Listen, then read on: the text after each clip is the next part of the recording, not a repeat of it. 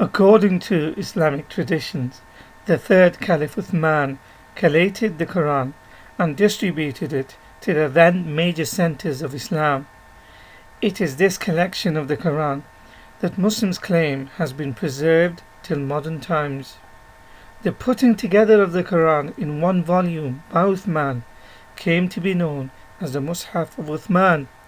That is to say, the Quran that Uthman collected and standardized.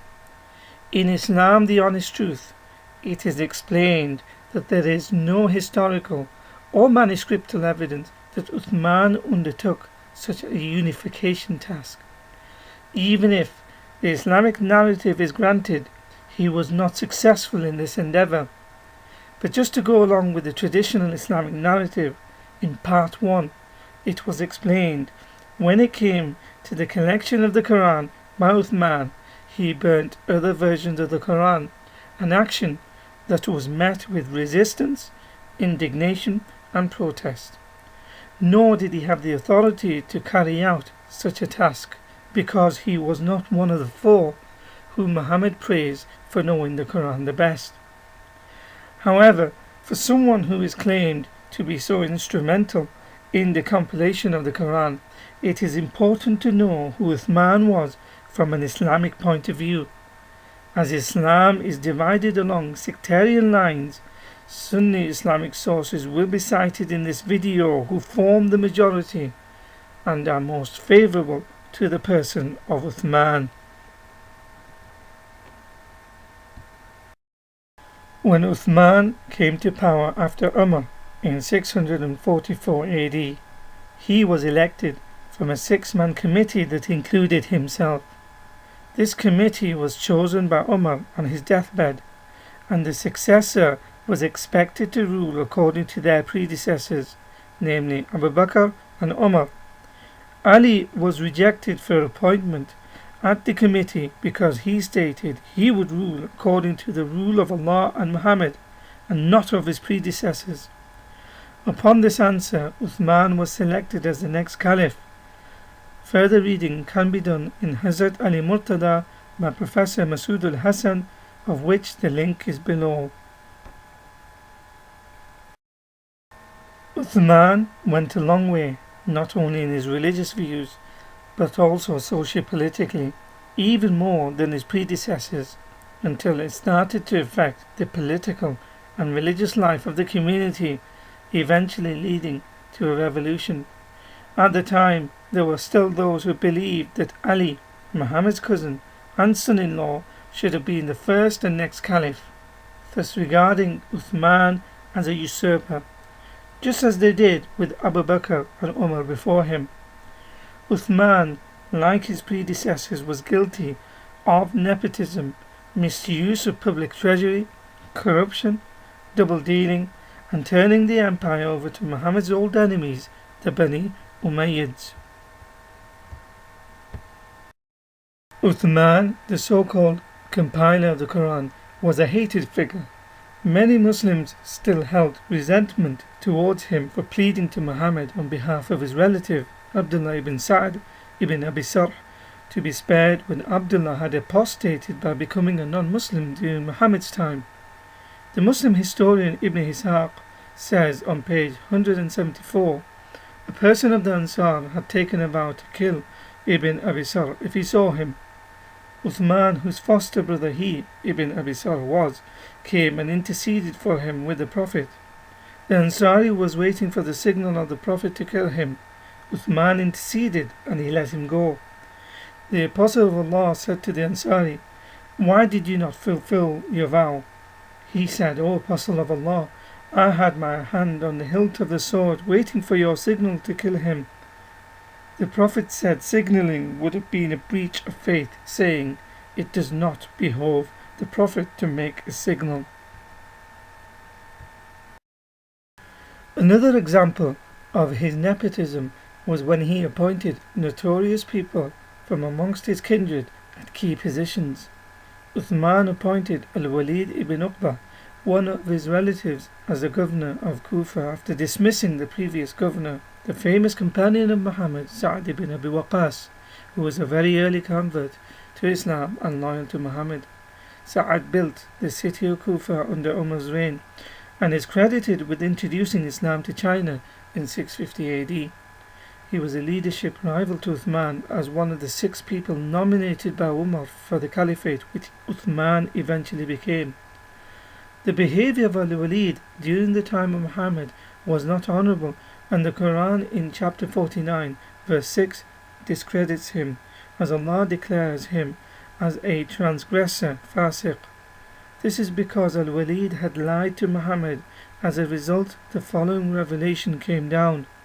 O you who believe, if a wicked person, fasiq, comes to you with any news, ascertain the truth, lest they harm people unwittingly, and afterwards become full of repentance for what ye have done.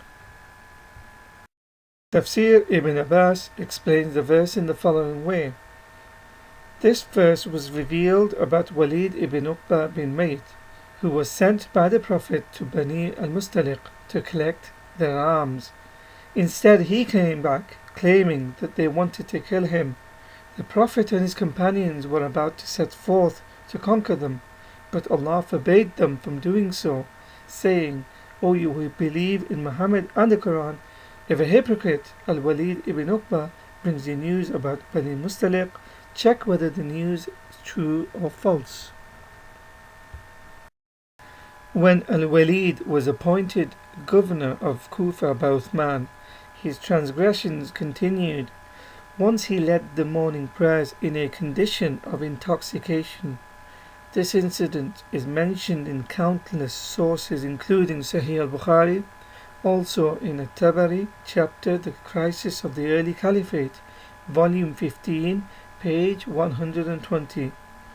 Uthman was reluctant to punish Al-Walid. It was only after public pressure did he acquiesce. For example, Sahih al-Bukhari 3872, it says in the relevant section, what prevents you from speaking to your uncle Uthman regarding his brother Al-Walid bin Uqba? The people were speaking against the latter for what he had done. Ubaydullah said, so I kept waiting for Uthman, and when he went out for the prayer, I said to him, I have got something to say to you as a piece of advice. Uthman said, O man, I seek refuge with Allah from you. So I went away. When I finished my prayer, I sat with Al-Miswar and Ibn Abu Yaghuth and talked to both of them of what I had said to Uthman and what he had said to me. They said, you have done your duty. So here a man is trying to advise Uthman that he needs to punish Al-Walid for what he had done, yet Uthman dismisses his advice. The lengthy hadith goes on to explain, eventually and only after much public pressure does Uthman punish his relative Al-Walid. Uthman further said, what are these talks which are reaching me from you? As for what you have mentioned about Al-Walid ibn Uqba, Allah willing, I shall give him the punishment justly. Then Uthman ordered that Al-Walid be flogged 40 lashes. He ordered Ali to flog him, and he himself flogged him as well. Similar to his predecessors, Uthman fled from battles or did not attend them at all. This is a major sin in Islam. Quran chapter 8 verses 15 to 16 says about the destiny of those who flee from the battlefields. O believers, when you face the disbelievers in battle, never turn your backs to them, and whoever does so on such an occasion, unless it is a maneuver or to join their own troops, they will earn the anger of Allah, and their abode will be hell. What an evil destination. According to An-Nasai 3671, Muhammad said, fleeing from battle is one of the 7 major sins that doom a person to hell. Quote, he said, fleeing on the day of the march, meaning battlefield. Sahih al-Bukhari 4066 confirms Uthman fled from battles on more than one occasion. In the relevant section it says, Do you know that Uthman bin Affan fled on the day of Uhud? Ibn Umar said, Yes. He said, Do you know that he, i.e. Uthman, was absent from the Badr battle and did not join it? Ibn Umar said, Yes. He said, Do you know that he failed to be present at the Ridwan Pledge of Allegiance, i.e. the Pledge of Allegiance at Hudaybiyah, and did not witness it? Ibn Umar replied, Yes.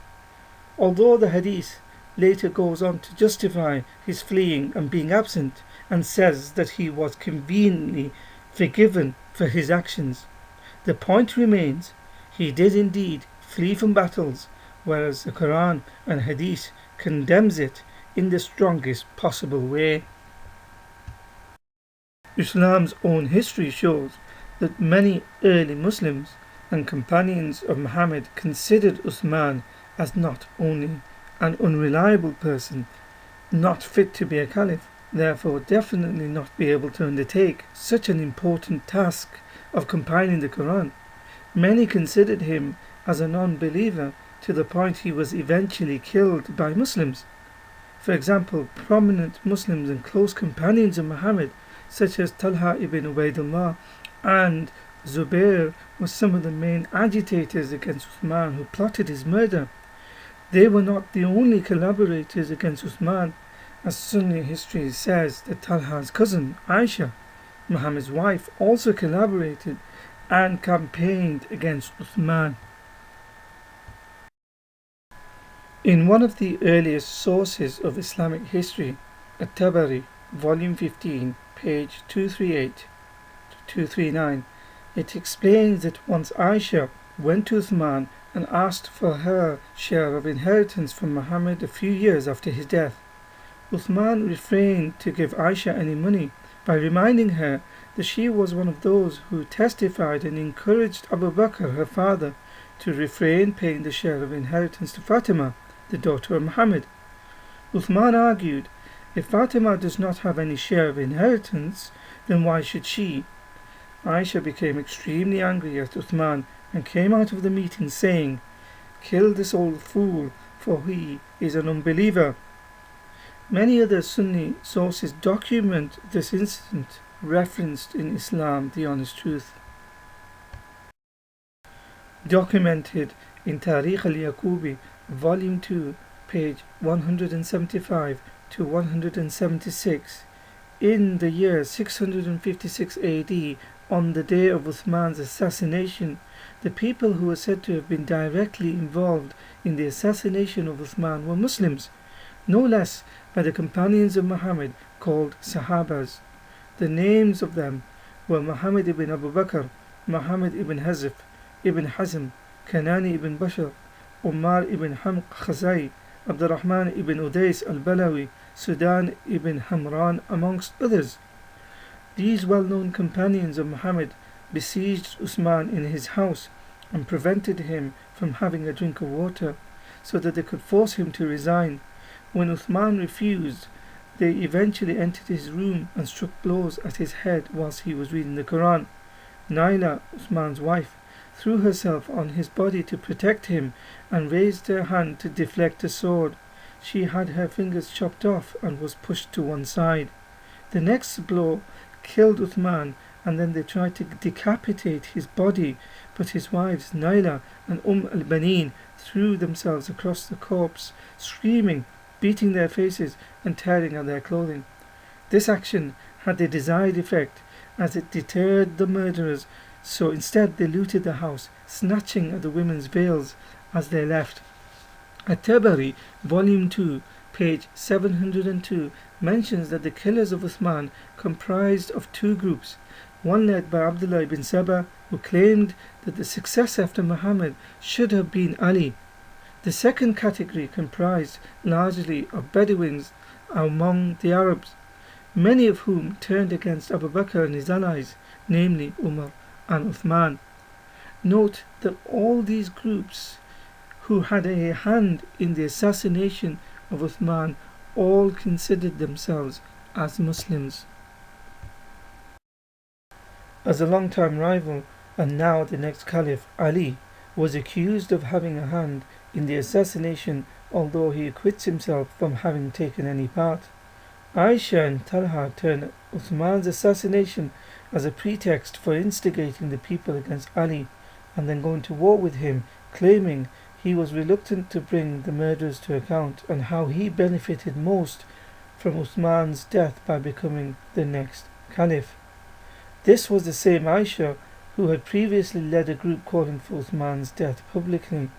On other occasions, Ali reckons Muawiyah to be the guilty one, the same Muawiyah who will also go on to use Uthman's assassination as a pretext for plotting and disrupting the legitimacy of the caliphate of Ali, eventually going to war with him.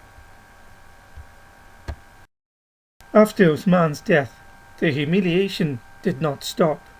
His beard was pulled out of his face and his body was left to rot for days.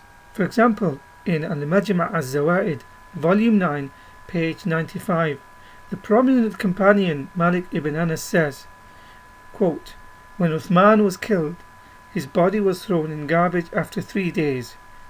End quote. The Muslims were so resentful of Uthman that they did not even deem him to be worthy of being given a decent burial.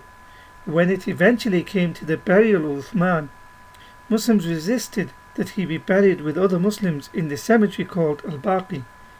Instead, he was buried in a Jewish abandoned land where the call of nature was answered and rubbish was dumped. Others say it was a Jewish graveyard. Nonetheless, Uthman was buried in a place called Hash, also pronounced Hush Kaukab. And Nawawi records in Al-Majmu' Volume 3, page 154, quote, "Hush is a place where they answer the call of nature. It is also called toilet." End quote. His corpse was not washed, given ceremony, or shrouded. It was put into the ground at night, with only a handful of his family present. Stones were thrown at his corpse and at his burial. It was only years later, after Muawiyah seized power, he bought Hashkaukab from the Jews and included the area into the Muslim Al-Baqi cemetery. So the conclusion, Muslims believe Uthman to be the one who compiled the Quran.